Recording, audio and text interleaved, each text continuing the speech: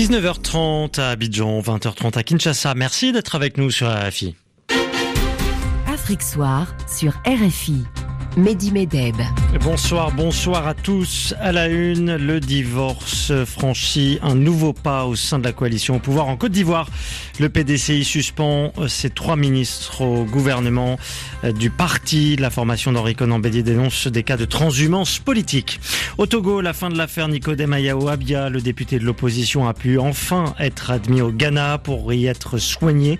Depuis 3 semaines, il était en grève de la faim. Il réclamait la libération des prisonniers politiques. La lutte contre la corruption fait plier le président sud-africain. Son ministre des Finances, pourtant un proche, tombe. Il s'était entretenu avec les Gupta, cette famille qui sent le soufre pour avoir détourné de l'argent public du temps de la présidence de Jacob Zuma. L'insécurité à Beni provoque la colère des écoliers. Les violences qui rongent la grande ville de l'Est de la RDC depuis des années ont conduit les élèves à manifester.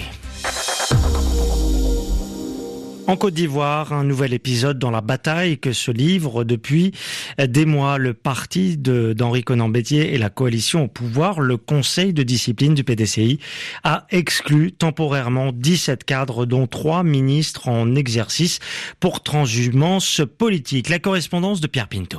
La décision date de samedi, mais on ne l'a apprise que ce mardi. Le ministre de l'Équipement, Amédée Kouakou, le ministre des Sports, Paulin Danhaut, et le secrétaire d'État au PME, Félix Anoblé, sont exclus des instances du PDCI, ainsi que 14 autres cadres du parti. En cause, leur proximité ou leur adhésion au RHDP, le parti unifié. Ainsi, ces 3 membres du gouvernement concourent au municipal du 13 octobre sous la bannière RHDP, respectivement à Divo, à Tékoubé dans l'ouest d'Abidjan et San Pedro. Ils faisaient aussi partie de la quinzaine de ministres PDCI présent le 16 juillet dernier à l'Assemblée constitutive du RHDP. On ne peut valablement appartenir au PDCI-RDA, faire campagne contre ses candidats investis et en même temps être membre du RHDP parti unifié, estime le Conseil de discipline et de l'ordre du Bélier, qui dénonce par ailleurs des cas de transhumance politique avérés contraires au statut. Cette mesure d'exclusion est temporaire, tout comme celle qui a frappé jeudi dernier Kobenan Kwasi Adjoumani et Jérôme Guessant. Toujours selon le Conseil de discipline, cette sanction s'applique jusqu'au prochain congrès du PDCI qui statuera sur leur éventuelle exclusion définitive. Congrès extraordinaire convoqué pour lundi prochain à Daoukro. Pierre Pinto, Abidjan, RFI. La Côte d'Ivoire avec 400 tonnes de faux médicaments saisis en 2 ans. L'annonce a été faite tout à l'heure par le ministère ivoirien de la Santé. Les faux médicaments sont un fléau pour les consommateurs africains. Abidjan abrite l'un des plus grands marchés de produits illicites d'Afrique de l'Ouest. L'affaire commençait à prendre un tournant dramatique. Nicodème Ayaho-Abia, le député des démocrates au Togo, a enfin pu se rendre au Ghana pour y être soigné. Depuis 3 semaines, le parlementaire de l'opposition était en grève de la faim. La semaine dernière, son état s'était brusquement dégradé. Il avait donc accepté de partir à Accra. Or, les autorités le bloquaient à la frontière, mais il y a eu un dénouement heureux, Binta Diagne. Selon ses proches, Nicodème Ayaho-Abia est arrivé vers 16h à Accra. L'opposant a immédiatement été hospitalisé dans un établissement de la capitale ghanéenne. Ce matin, une autorisation de sortie du territoire lui a été remise par les autorités togolaises afin d'aller au Ghana.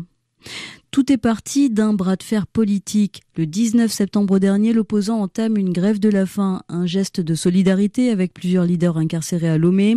Nicodème Ayaho-Abia réclame leur libération, mais aussi le respect de la feuille de route de la CEDEAO afin, espère-t-il, que le Togo puisse connaître une élection libre.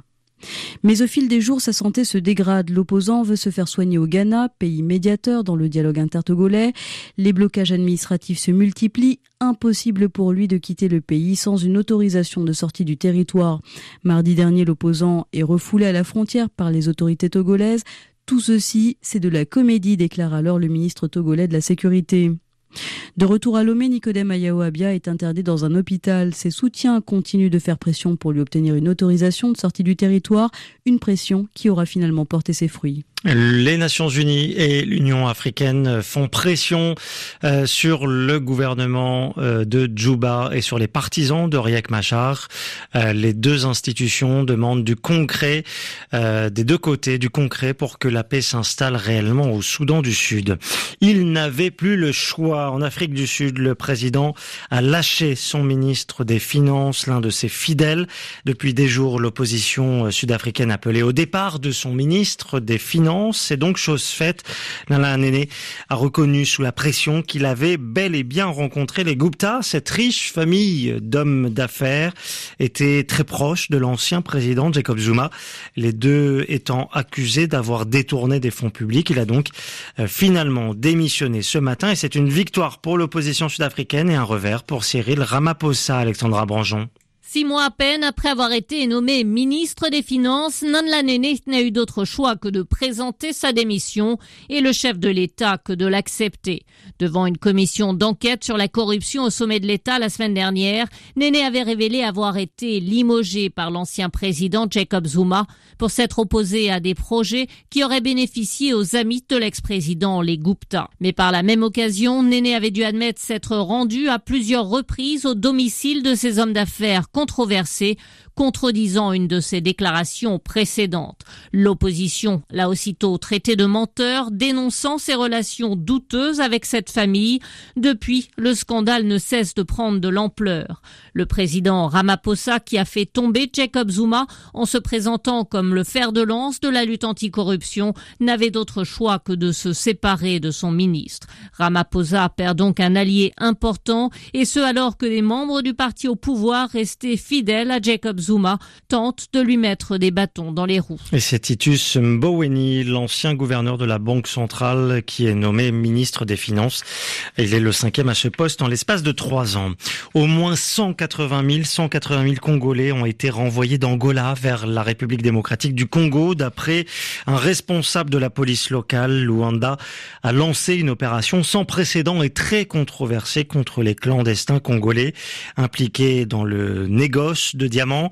L'intervention des forces de sécurité angolaises a provoqué des morts, une dizaine de victimes congolaises dans des accrochages avec la police.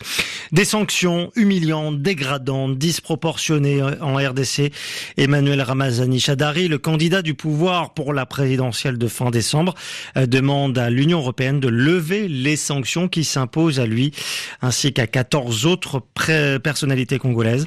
L'ancien ministre de l'Intérieur s'était vu dans l'incapacité de voyager en Europe et avait vu ses biens gelés. Des enfants qui manifestent contre l'insécurité en lieu et place d'aller à l'école, c'est dire l'exaspération des populations à Beni. 4 ans de violence, 4 ans d'insécurité, c'en est assez. Des élèves de la commune du Rwenzori à Beni ont donc défilé pour réclamer la paix, pour que les violences cessent. Hier soir encore, il y a eu des affrontements entre soldats congolais et présumés rebelles des ADF. Et ce matin encore, des civils étaient pris pour cible dans une embuscade. Du coup, des enfants ont envahi d'autres écoles, appelant tout le monde à les rejoindre. Pascal Tembo Mouli Wavio, secrétaire permanent des syndicats des enseignants des écoles catholiques, raconte le ras-le-bol des écoliers. Ils ont exprimé leur indignation parce que il se trouve dans une commune que les assaillants présumés ADF, selon qu'on les appelle, ont déjà secoué pendant beaucoup de temps et que les écoles dans cette commune Rwenzori ne fonctionnent plus, ces écoles-là. Est-ce que c'est un mouvement que vous soutenez en tant que syndicat ? Ce n'est pas un mouvement que nous soutenons, mais c'est un mouvement dans lequel nous avons été obligés d'entrer parce que nous étions dans les salles de classe. Ces élèves se sont dit qu'ils ne devaient pas rester hors l'école pendant que leurs amis étudient. Et juste, ils ont sillonné dans des écoles pour demander aux condisciples de quitter les salles de classe. On a été contraints de relâcher les élèves, de crainte d'observer des casses à grande échelle. Pascal Tembo Mouli Wavio répondait aux questions de Maud Butler. La reprise houleuse au Maroc du procès de Taoufik Bouachrine, le patron de presse, est de nouveau dans le collimateur des autorités. Il est jugé officiellement pour violence sexuelle. Les noms d'oiseaux ont volé lors de cette nouvelle audience. Le journaliste reconnu, réputé pour égratigner le pouvoir, dénonce un procès politique. Le bras de fer continue entre la Fédération de foot de Sierra Leone et la FIFA. Freetown demande à la FIFA de lever la suspension qui pèse sur sa fédération et exige le rétablissement à son poste de la présidente évincée pour des soupçons de matchs truqués et des cas de corruption.